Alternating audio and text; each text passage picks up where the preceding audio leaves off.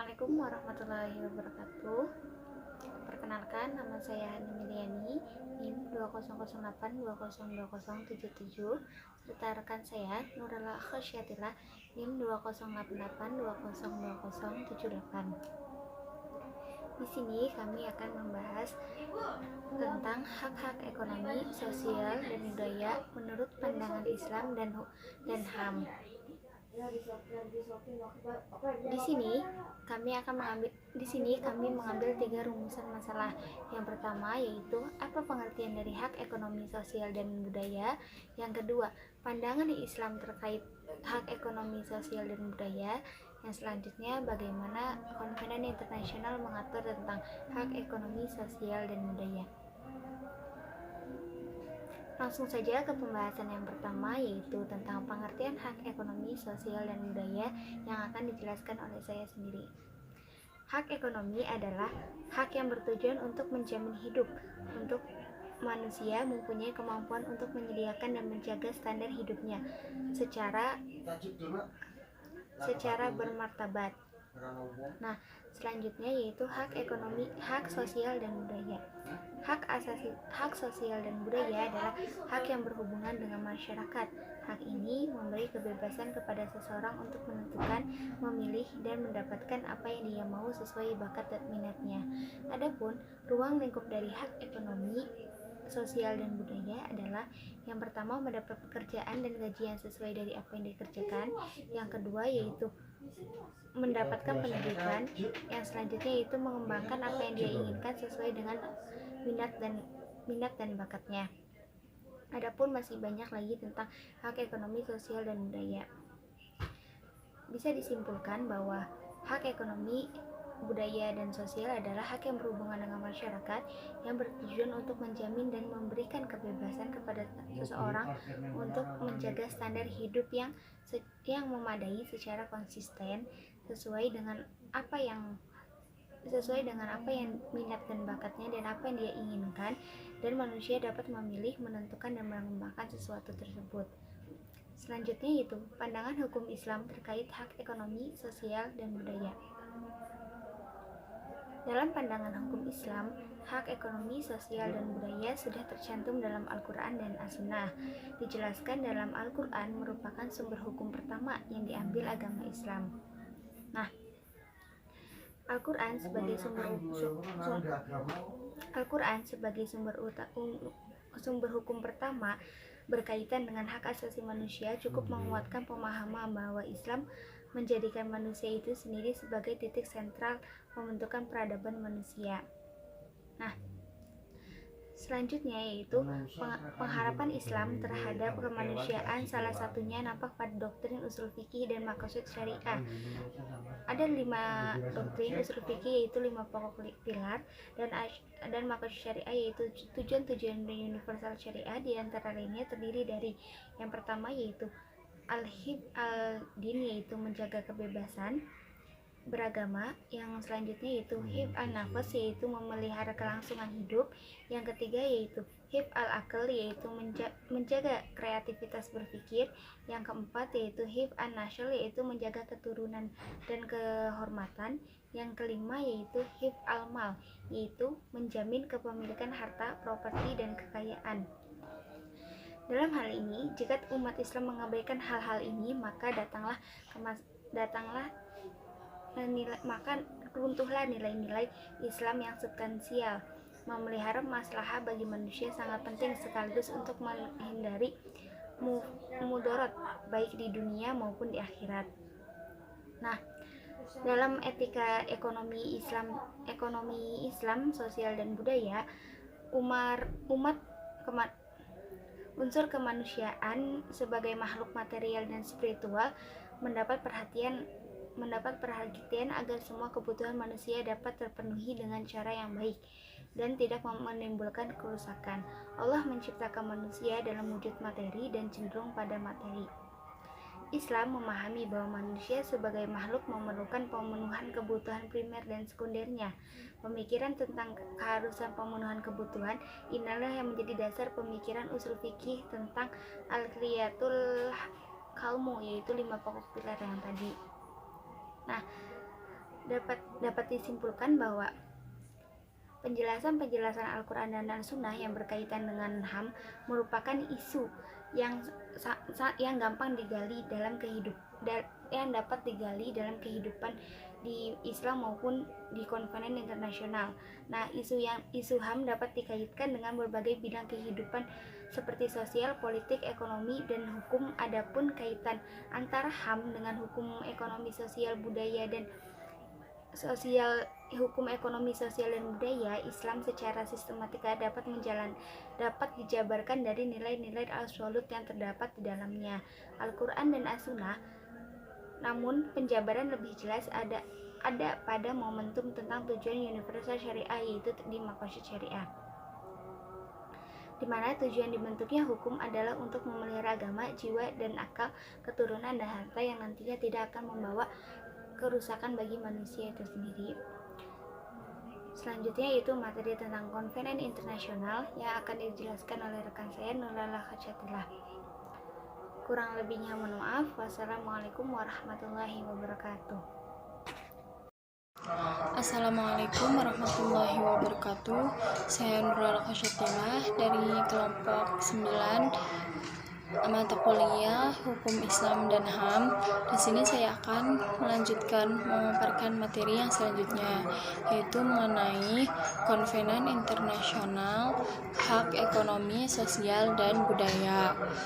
Hak-hak ekonomi, sosial, dan budaya dalam hukum hak asasi manusia internasional, tempat hak-hak ekonomi, sosial, dan budaya di dalam rezim hukum hak asasi manusia internasional tidak berbeda dengan hak-hak sipil dan politik. Hak-hak ekonomi, sosial, dan budaya merupakan bagian yang esensial dalam hukum hak asasi manusia internasional. Bersama-sama dengan hak-hak sipil dan politik, ia menjadi bagian dari The International Bill of Human Rights.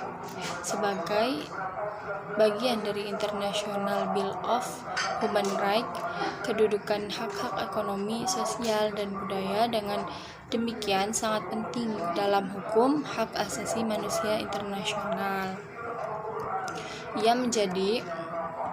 Ia menjadi acuan pencapaian bersama dalam memajukan ekonomi, sosial, dan budaya.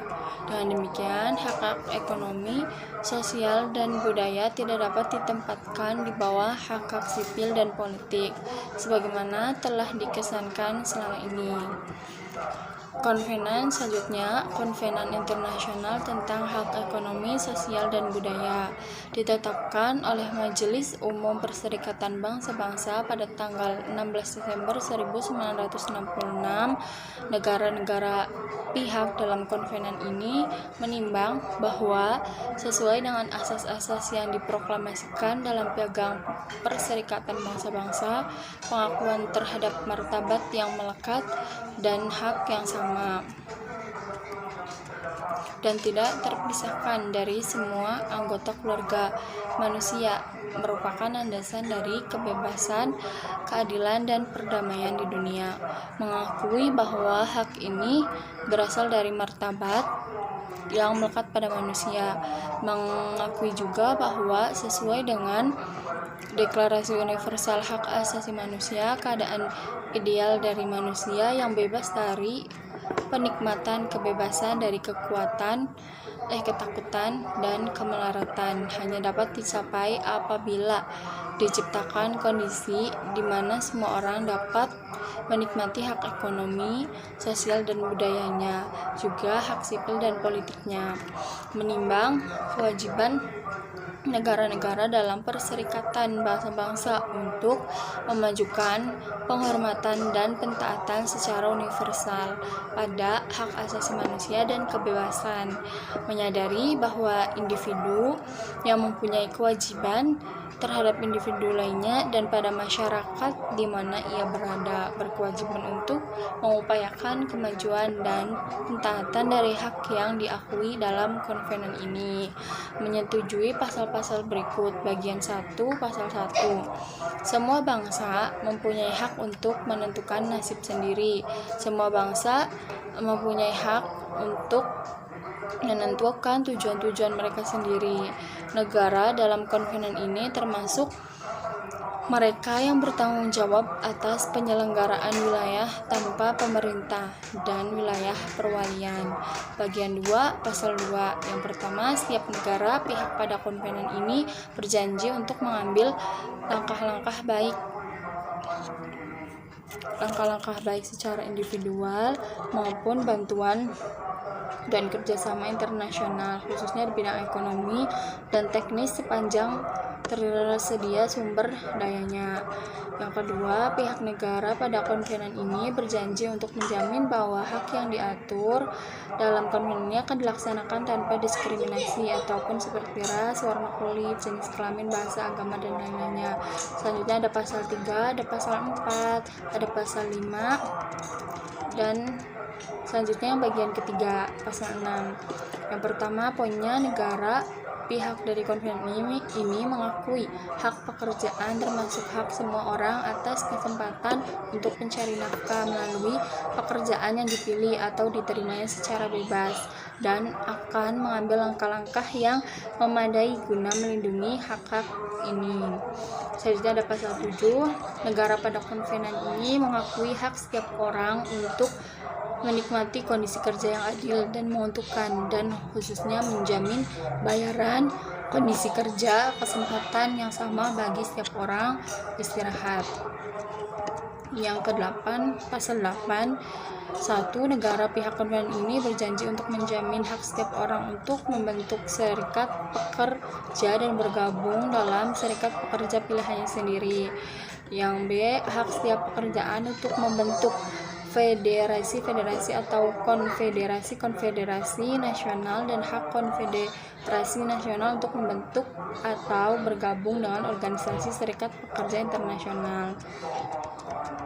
Selanjutnya, pasal ini yang poin 2, pasal ini tidak menghalangi dikarenakannya pembatasan-pembatasan yang sah dalam pelaksanaan hak tersebut di atas oleh anggota-anggota angkatan bersenjata atau kepolisian atau penyelenggara suatu negara.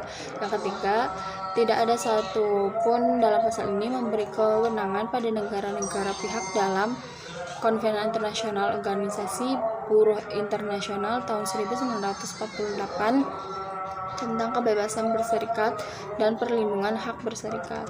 Selanjutnya ada pasal 9, ada pasal 10, dan ada pasal 11, kemudian ada pasal 12, dan ada pasal 13. Semuanya dijelaskan dalam Konvenen Internasional Hak-Hak Sosial, Budaya, dan Ekonomi. Selanjutnya ada pasal 14, ada pasal 15. Selanjutnya yang ke bagian 4. Bagian 4 ini berisi tentang pasal 16, pasal 17, pasal 18, pasal 19, pasal 20, 21, pasal 22, pasal 23, pasal 24, dan juga pasal 25.